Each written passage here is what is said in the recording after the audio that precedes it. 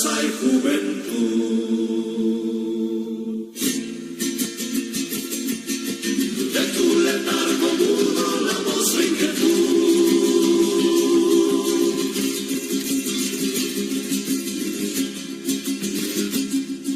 Bolivia.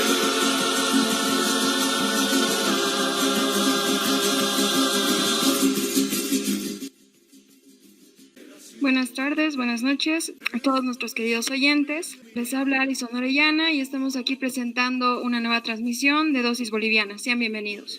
Es un gusto tenerlos un sábado más junto con todos nosotros en Dosis Boliviana.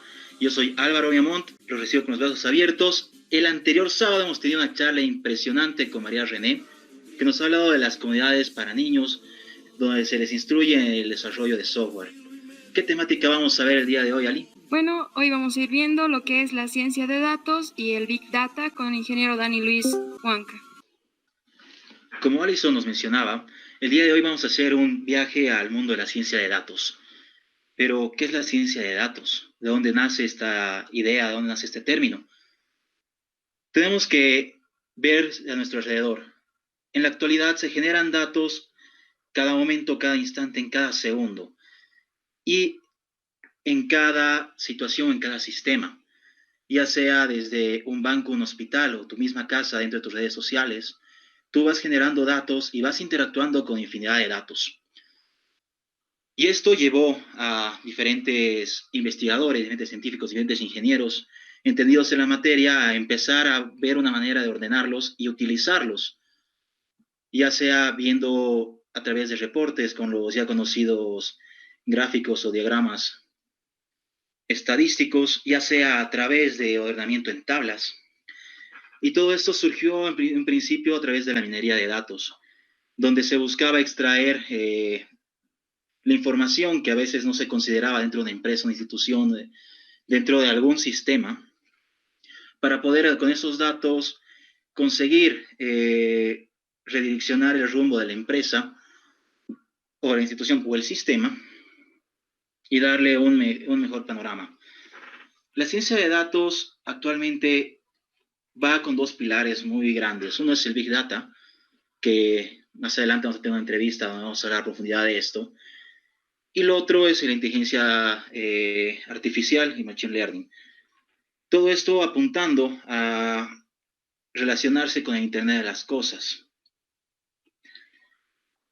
La ciencia de datos nos permite tener una organización más fiable de todo lo que está sucediendo en nuestra empresa, en nuestro alrededor, en cada instante, y poder tomar decisiones correctas para no generar pérdidas en la empresa, para no generar contratiempos y para estar al pendiente en todo momento.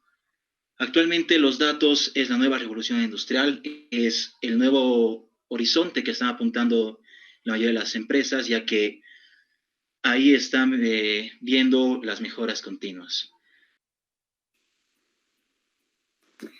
Continuando, ya dijimos que la ciencia de datos se trataría de emplear técnicas de programación para analizar los datos. Pero no solo eso, la ciencia de datos aplicada requiere el desarrollo de habilidades en 4 áreas. Por un lado, el área de programación. Según la definición que hemos aceptado, todo científico de datos utiliza la programación para explicar a las computadoras lo que necesita de ellas. Al hacerlo, emplea el pensamiento computacional, que es la habilidad de reducir una tarea compleja a una serie de pasos que pueden resolverse con código interpretado por una computadora. Aclaremos, por si hiciera falta, que no todos los problemas son solubles por medios computacionales, pero muchos lo son. El científico de datos va a poner en práctica algunas técnicas de programación o muchas, según el grado de especialización del que tenga. Esto para resolver problemas que serían imprácticos abordar de otra manera. Dentro de la estadística es también que es utilizada en muchas áreas. En este caso, solamente se necesita extraer el conocimiento de los datos. Con ello es sorprendente lo mucho que se puede lograr con algunos rudimentos, es decir, la media, la mediana, el desvío, los cuartiles, y de ahí pues se puede profundizar. Por otro lado, la comunicación. Un científico de datos va a combinar las habilidades duras con otras que van a empatizar con los demás, las que se relacionan con la comunicación y la colaboración interdisciplinaria. Entonces se busca encontrar la forma de explicar procesos complejos, de llevar estas revelaciones de un modo estadístico a términos que tengan sentido para un público amplio, crear visualizaciones que permitan a terceros el leer los datos y sacar conclusiones por su cuenta. Parte de hacer ciencia de datos es saber cómo discutir los datos usados y los resultados obtenidos con uno o varios interlocutores diversos, ya sea a una audiencia general, funcionarios públicos, colegas, especialistas de otras disciplinas y otros. Finalmente, por el conocimiento de dominio. Esta va a ser la experiencia acumulada en un campo particular de actividad humana, ya sea la agricultura, relaciones públicas, la física, la crianza de niños. Esto complementa de forma imprescindible a las habilidades analíticas. El conocimiento de dominio no solo ayuda a discernir si las respuestas obtenidas mediante un sofisticado análisis estadístico tienen sentido, también es necesario para saber cuáles son las preguntas que deberíamos hacer. Ya hemos visto qué es la ciencia de datos, los elementos que la componen. Ahora vamos a entrar a ver dónde se ve la ciencia de datos, dónde se utiliza.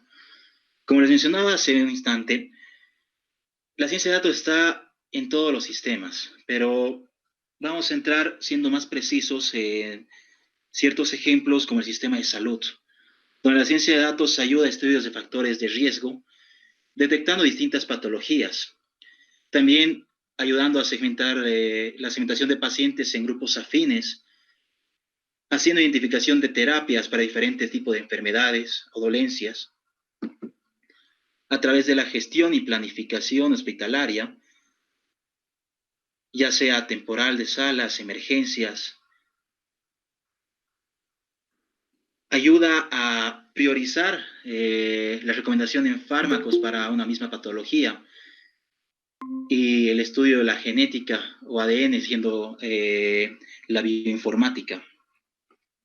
Tenemos también el área de producción, donde nos ayuda a identificar fallos, cuellos de botella, defectos, ya sea en producción, en tiempos de producción, en la maquinaria, detección precisa de productos defectuosos. Esto ahorra bastante el tema de las empresas para no estar perdiendo lotes y lotes de productos. Optimización de rendimiento del proceso de producción de forma adaptada. Y lo más importante, mantenimiento predictivo en las maquinarias y herramientas. Comercios y afines, determinando el perfil de transacciones de tarjeta de créditos, tema de descuentos, redes sociales, atención al cliente, estableciendo un mejor modelo de atención al cliente con características comunes, efectuando predicciones de mercado basando en asociaciones de ventas de productos, y estableciendo perfiles de clientes que ayudan a identificar un tipo de cliente para promocionarles ciertos tipos de productos.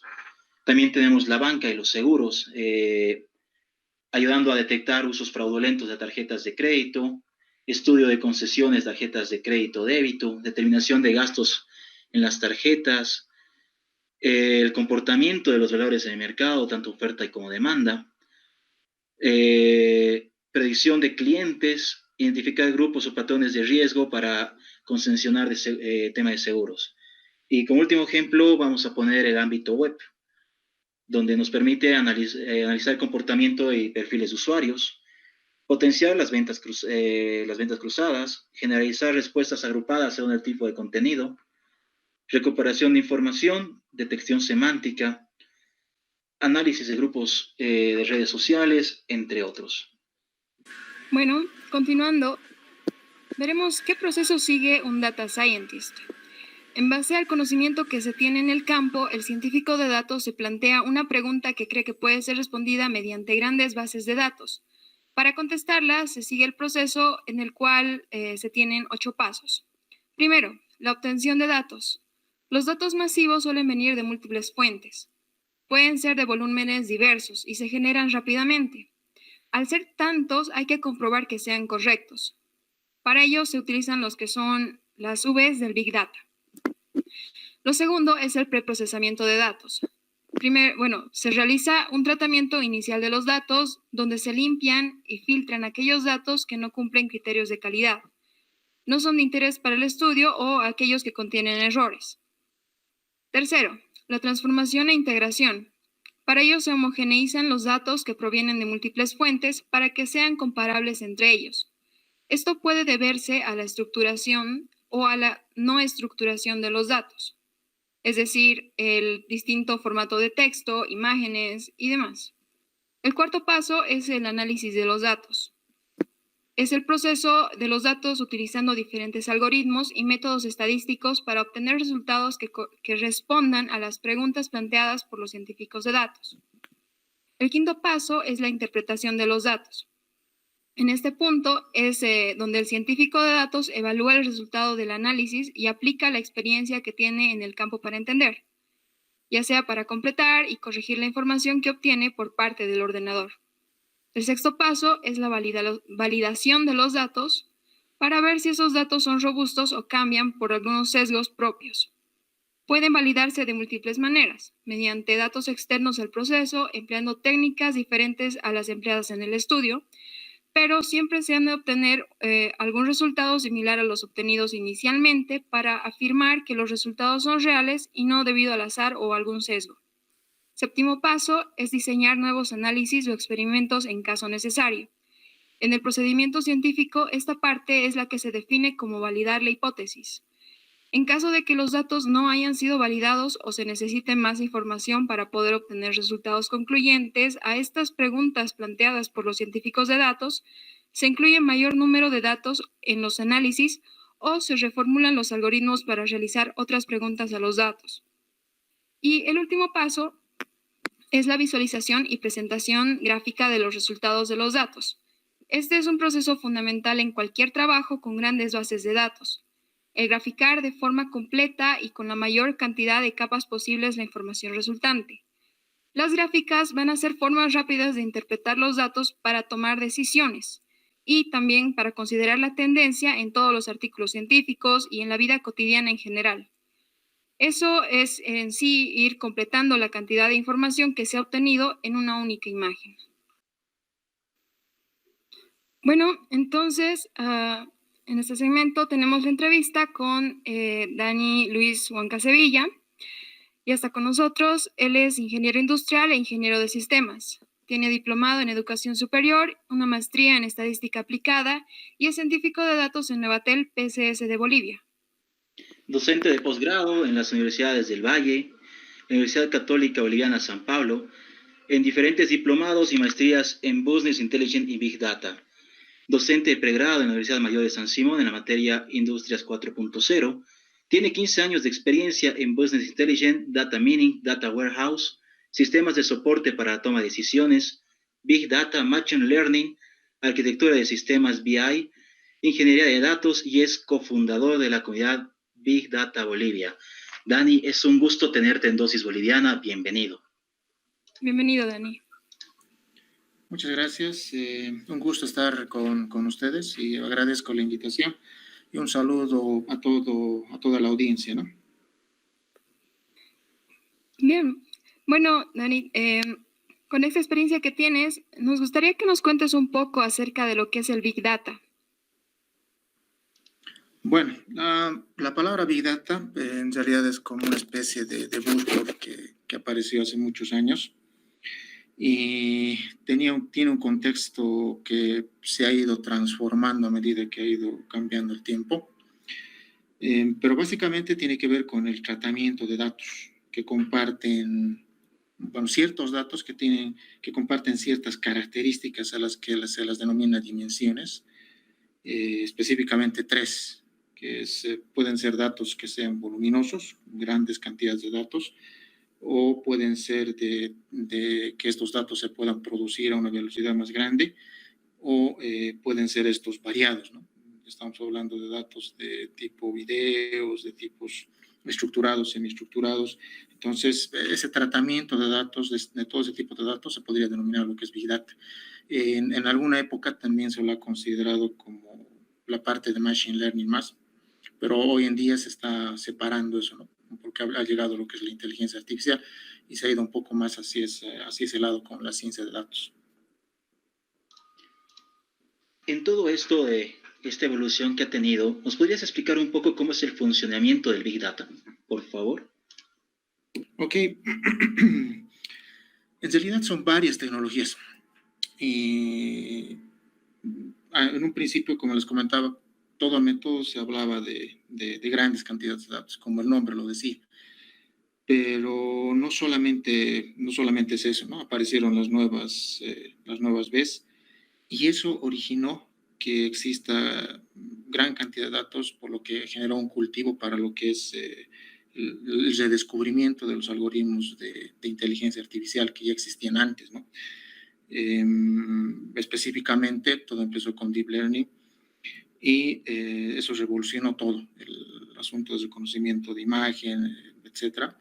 Y eso jaló, si quieren, a los algoritmos de Machine Learning que ya existían incluso hace décadas, ¿no?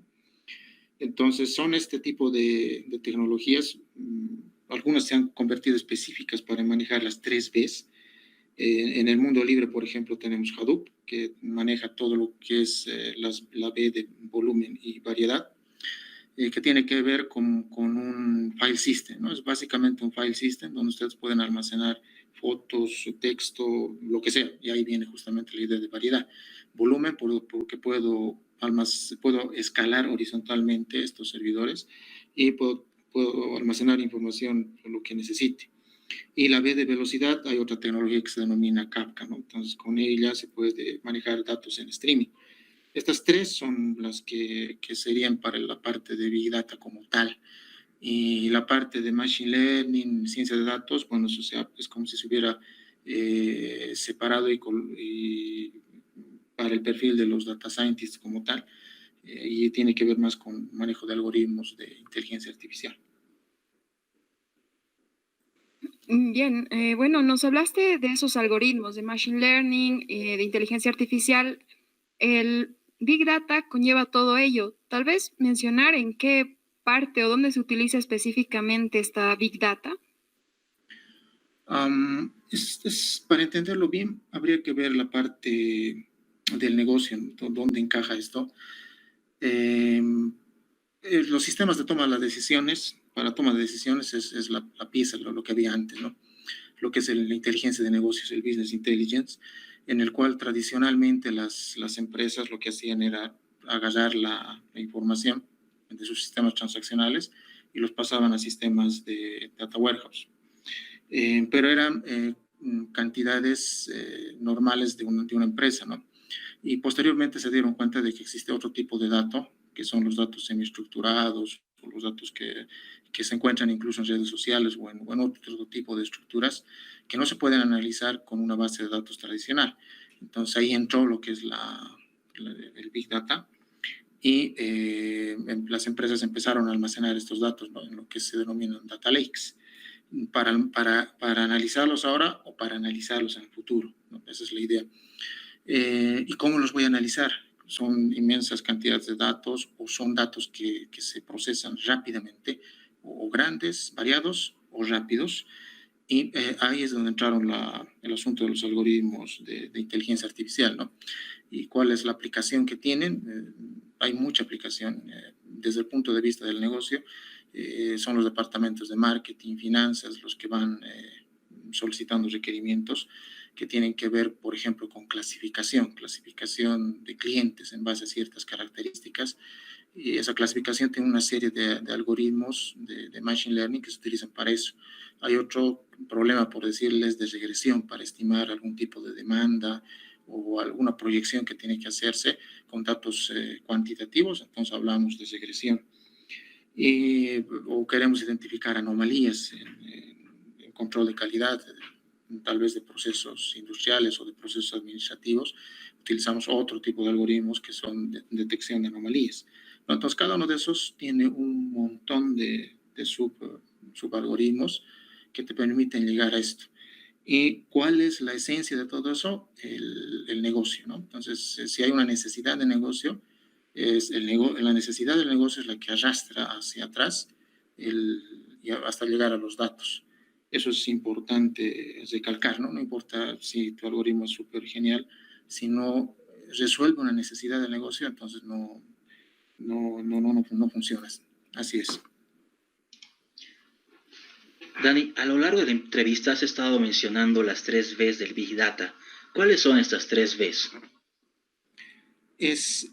Tiene que ver con el volumen, es decir, estos datos que hablamos pueden ser masivos o tampoco, o en nuestro contexto, por ejemplo, nacional, no vemos mucho dato masivo por el momento, cuando estamos hablando de datos de personas, ¿no? ¿Cuántos clientes tiene un banco? ¿Cuántos clientes tiene una telefónica? 1 millón, 2 millones. Eso no es tan Big Data. Se puede manejar en una computadora. O sea, no es grandes cantidades de datos, me refiero. Si nos diríamos directo, rígido la definición de Big Data como gran cantidad de datos, ningún dato, por lo menos los que manejamos, encajaría. Ese concepto estaría encajando en empresas como Facebook o alguna empresa que esté pensando en el Internet de las Cosas, ¿no? Cuando llegue el Internet de las Cosas y las nuevas tecnologías, ahí vamos a poder disponer de datos realmente inmensos o datos tal vez de dispositivos eléctricos, electrónicos que interactúan entre máquinas. Esa es la primera B. Pero por el momento lo que sí se puede o lo que sí se tiene son datos que tienen las otras Bs, por decir la B de la variedad, esa es la segunda B, en la cual tú tienes un montón de datos de todo tipo. Antes manejabas datos estructurados en bases de datos y la mayoría era así, ¿no? Por cuestiones de costos, por cuestiones de organización, se manejaban estructuras de bases de datos relacionales. No se guardaban fotos, no se guardaban cosas de esas porque el almacenamiento costaba caro. A medida que han pasado los años, ese almacenamiento se ha ido reduciendo de precio y siempre va a ir reduciéndose porque es un commodity, ¿no? Nunca he visto que se incremente, siempre va reduciéndose. Y eso ha ocasionado que ya se pueda almacenar esa segunda B, o sea, la variedad de datos en clústeres de este tipo que pueden ser open source como Hadoop u otros en la nube, ¿no? Esa es la segunda B. Y la tercera B tiene que ver con la velocidad, o sea, con la velocidad con la cual consumes y generas analítica a través de los datos. La idea en ese caso es utilizar tecnologías como Kafka que nos permiten incluso llegar a generar modelos analíticos combinándolos tal vez con Spark, Streaming, y puedes justamente combinar toda esa información, ¿no? Para velocidades interesantes, ¿no? Velocidades que son de los negocios también, ¿no? Esa es la idea. Esas son las 3 Bs. Bueno, hablando de esto de la cantidad de datos, bueno, en cuestión de volumen, la variedad y la velocidad, hablabas un poco de lo que era la relación con el Internet de las Cosas. ¿Cómo se relaciona Big Data con el IoT entonces? El IoT, el Internet de las Cosas, Internet of Things, incluso el Industrial Internet of Things, que va orientado hacia la parte de la industria, lo que se denomina la industria 4.0, implica el análisis de todo tipo de dispositivos que van a aparecer, ¿no? Con esta revolución con el 5G y otras revoluciones tecnológicas de telecomunicaciones. En la industria, por ejemplo, se tiene un montón de sensores que te permiten controlar procesos productivos. Esa cantidad de información que se maneja de comunicación entre máquina a máquina es mucha, ¿no? Entonces, en las telcos, por ejemplo, la cantidad de información que se genera en las torres cuando se va generando llamadas es grande. Entonces, esa información, o cuando se tenga, por ejemplo, televisores conectados a internet, bueno, a ver si tenemos también, ¿no? Tal vez refrigeradores o licuadoras, o todo va a estar conectado a internet. Eso va a generar inmensa cantidad de datos. Esos datos van a tener que consumirse de alguna manera, tal vez con tecnologías como Kafka, como les comento, utilizando conectores o algo así, bajarlos a alguna infraestructura de Big Data de Hadoop a un HDFS o consumirlos en memoria. Entonces, toda esa parte se interrelaciona de esa manera porque va a haber grandes cantidades de datos, esos vamos a poder almacenarlos en estructuras de data lake y vamos a poder hacer analítica sobre ellos, ¿no? Utilizar algún algoritmo de inteligencia artificial para encontrar patrones y y resolver alguna necesidad de negocio. De esa manera se relaciona o se va a relacionar en realidad, porque todavía no es muy intensivo ese uso actualmente. Nos mencionaste tecnologías como Habu. ¿Qué otras herramientas se pueden utilizar en Big Data? Hay varias tecnologías, pero todas se centran en esas 3 Bs que les he comentado: volumen, velocidad y variedad. Y hay otras tecnologías más que vienen de soporte y existen empresas que integran eso. O sea, estas tecnologías que les he mencionado son open source, o sea, uno puede bajárselas de internet, las pueden instalar en sus máquinas y pueden hacerse un clúster utilizando máquinas virtuales, por ejemplo, y en una laptop tranquilamente uno puede hacerse un clúster a modo de laboratorio y puede seguir creando algoritmos o viendo cómo puedo extraer datos de Twitter, vaciarlos a un HDFS. Todo eso se puede hacer de esa manera. El gran problema es, como todo open source, la cuestión de integración, ¿no? Integración de versiones, integración hay mucho trabajo que se tiene que hacer. Entonces existen empresas que son integradoras, que se encargan de integrar todo eso. Una de ellas, por ejemplo, es Cloudera, ¿no? Es uno de los gigantes de Big Data que maneja o que se especializa en eso. ¿Y cuál es la ventaja para una empresa? Que estas empresas te proporcionan soporte. Si tú lo haces con tus ingenieros en una empresa, utilizando open source, lo puedes hacer. Pero normalmente lo que se hace es comprar una licencia para poder tener ese soporte, ¿no?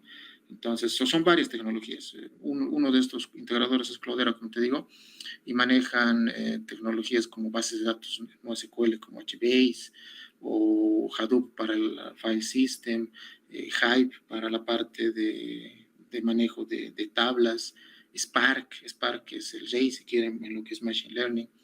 Pero todas estas tecnologías tienen algún factor en común, y que ese factor en común se llama computación distribuida.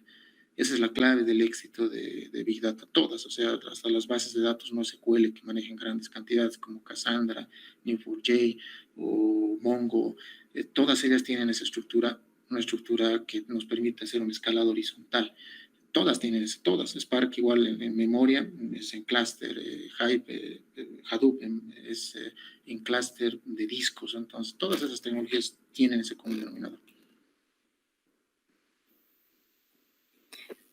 Bueno, considerando todas estas herramientas a nivel general, tal vez un poco entrar al lado más de nuestro país, ¿cómo se vería actualmente o cómo se ve esta aplicación de Big Data en Bolivia?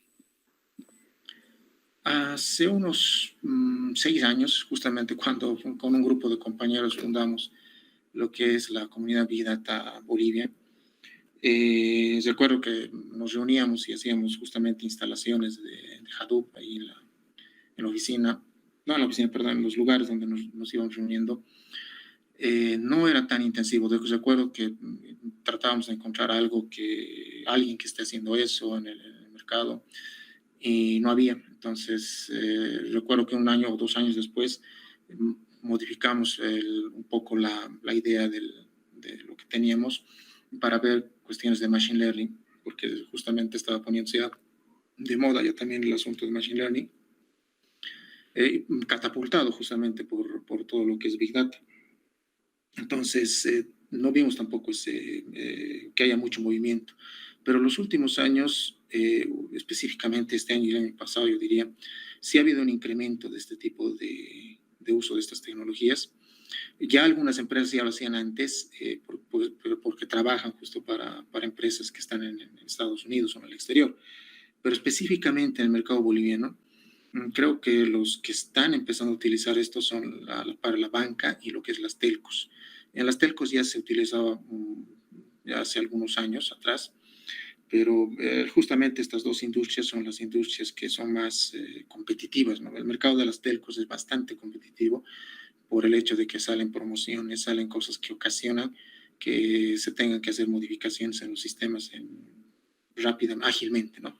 Y lo mismo sucede en el aspecto del banco. Entonces, esos dos sectores son los que están impulsando, si quieren, todo esto.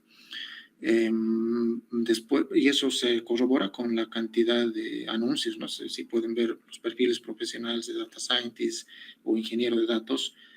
Hay muchos en los bancos, en Banco Sol, Banco Visa, todos los bancos estoy viendo que están sacando anuncios para contratar este tipo de perfiles. Incluso ya están hablando de arquitectura de datos, ¿no? Entonces seguramente están tratando de construir data warehouse, que es lo primero que deberían hacer antes de querer hacer un modelo analítico, ¿no? Entonces deben estar empezando, yo creo, con la construcción de sus data warehouse, y seguramente como segundo paso van a ver la parte de machine learning, ¿no? Entonces creo que va por ahí el asunto, pero el sector industrial no podría comentarles, pero todavía tampoco no veo que estén moviéndose en ese sentido, pero de que se van a tener que mover, se van a tener que mover.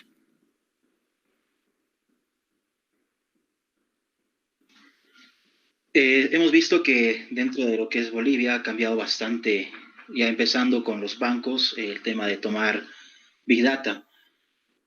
¿Cuáles serían los desafíos más grandes a los que se enfrenta Big Data actualmente? Los desafíos, bueno, la parte de know-how, creo, eso es algo que se tiene un reto. Otro de los desafíos es justamente manejar todas esas tecnologías y implementarlas, ¿no? Aunque creo que el desafío más importante de toda tecnología es la necesidad de negocio. Y eso creo que es el gran problema que se tiene, ¿no? A veces somos súper tecnológicos y hablamos de la moda, digamos, hay Big Data o Machine Learning, conozco un algoritmo que pueda hacer esto, el otro, y vamos con una solución antes de ver un problema en una empresa. Entonces eso a veces ocasiona que forcemos a crear un problema para la solución que tenemos, ¿no? Entonces creo que ese es un desafío interesante para todos nosotros, especialmente los que nos movemos en el área tecnológica, de poder engranar con el área de negocio, ¿sí? Engranar y poder determinar justamente las necesidades que tiene el negocio, que nos permitan crear productos que sean realmente útiles, ¿no? Porque hay un montón de proyectos que se generan, que tienen brillantes ideas, tecnología súper importante de Big Data, pero no llega a concretarse porque no está resolviéndose un problema de negocio. Y es que a veces ese problema de negocio se resuelve de una manera mucho más simple que utilizar un algoritmo súper raro, ¿no? Entonces, ese engranaje creo que es un desafío grande y existen ciertas técnicas como que están apareciendo últimamente, igual que es el design thinking, por ejemplo, que nos permite justamente canalizar eso y poder encontrar soluciones efectivas, ¿no? a alguna problemática. Creo que ese es el principal desafío. Y obviamente vienen otros desafíos que tienen que ver con el know-how, como les había comentado, de poder entender estas tecnologías, no solamente on-premise, sino también en la nube, ¿no? Es bastante amplia, digamos, todo este conocimiento.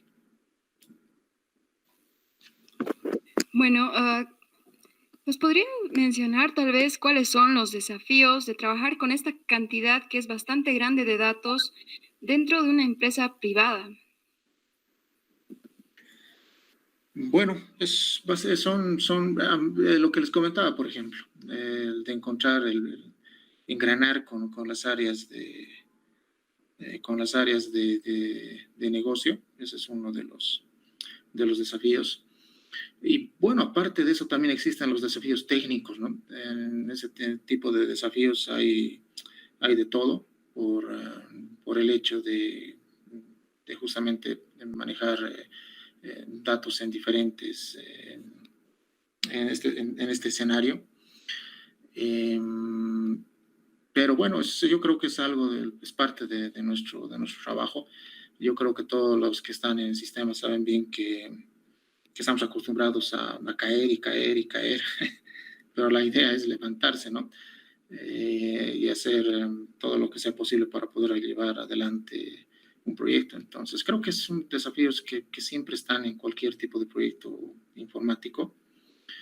Pero bueno, hay que seguir eh, haciendo todo lo posible, ¿no? Claro que sí, es un reto que nos va para todos. Dani, nos comentaste de que fuiste cofundador de la sociedad Big Data Bolivia, de la comunidad Big Data Bolivia. Actualmente existen comunidades donde se lleva el Big Data en Bolivia, se habría que reactivar. ¿Cómo ves este panorama? En un principio, como les comentaba, esto es del año 2014, creo que sí, 2014 ha sido. Se entendía como Big Data, como Machine Learning, como Big Data, o sea, como todo. Y de hecho, actualmente hay muchas personas que cuando se habla de Big Data están interpretándolo como Machine Learning. Entonces, y no solamente en el sector académico, ¿no? Sino estoy hablando en el sector privado, porque al trabajar justo en una empresa privada, llegan consultores, ¿no? Tengo interacción con consultores, con proveedores que me van justamente ofreciendo diferente tipo de producto y algunos manejan ese concepto, ¿no? De que Big Data tiene que ver también con la parte de analítica. Entonces, creo que con el transcurso de los años se ha ido separando eso, ¿no? Y como Big Data más se ha asociado hacia lo que son los ingenieros de datos, lo que respecta a transformación. Y la gran mayoría de las tecnologías de Big Data es lo que antes eran los ETLs para un data warehouse. Es como si se hubiera ampliado y tenemos un ETL, diferentes tipos de ETLs, ya no los comerciales como antes, pero que manejen datos no solamente estructurados, sino semiestructurados y otro tipo de datos. Entonces, en este sentido, han aparecido otras comunidades, se ha ido moviéndose bastante todo esto, y han aparecido comunidades específicas para la analítica de datos. Y esas comunidades como el Club de Ciencias de Datos, que justo un compañero de trabajo lo creó en La Paz, y que se ha ido diseminando por todo el país con excelentes reuniones, y otras comunidades, ¿no? Como Women in Data Science y otras que han ido viendo la parte analítica. Entonces, creo que en todas esas comunidades ya se maneja ya todo esto de analítica, pero sí tal vez no se está viendo la parte de cómo se almacenan esos datos, ¿no? Cómo se van procesando. Pero de alguna u otra manera creo que sí se está trabajando en eso. He visto bastantes eventos en los que son de un nivel muy alto, en el que van tratando de temas muy interesantes. Está bien. Bueno, para culminar con esta sección en sí, nos gustaría que nos pudieras dejar un mensaje para toda nuestra audiencia acerca de esto del manejo de datos y bueno.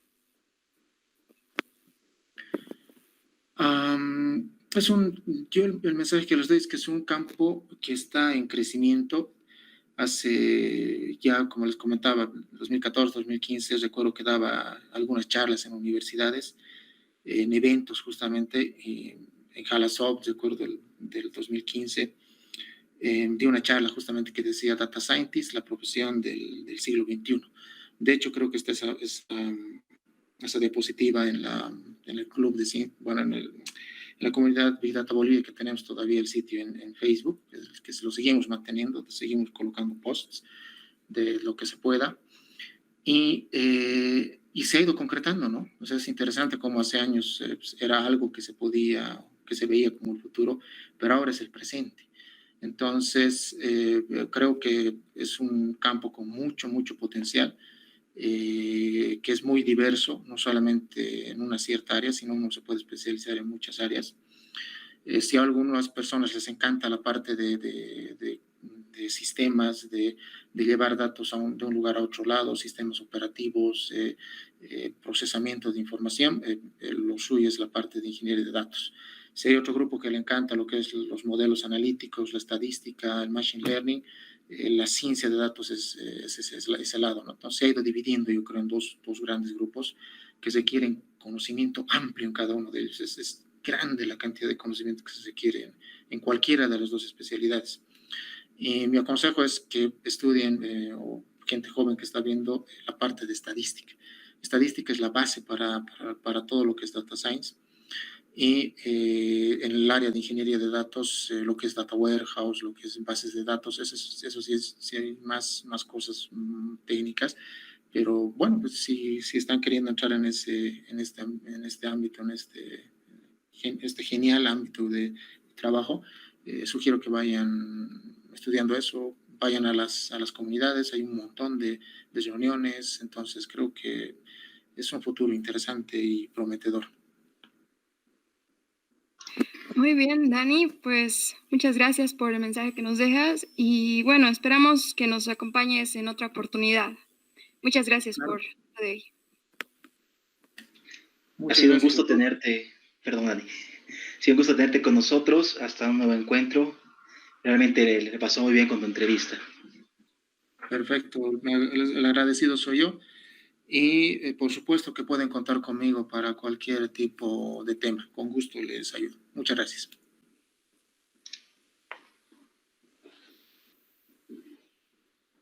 Hemos tenido la presencia de Dani Luis Huanca Sevilla, que nos ha hablado de lo que es Big Data. Ahora, Ali. Bueno, nos toca despedirnos y en sí saludar a todos nuestros oyentes que nos escuchan desde hace mucho tiempo, bueno, desde España. Un saludo para Estados Unidos, Colombia, Venezuela, Argentina, Brasil, Perú y Canadá. Muchas gracias por habernos acompañado. Les habla Alison Orellana y esperamos tenerlos la siguiente semana en otra transmisión. Así es, no se olviden el siguiente sábado a las 6 de la tarde, hora de Bolivia, un nuevo reencuentro con su dosis boliviana.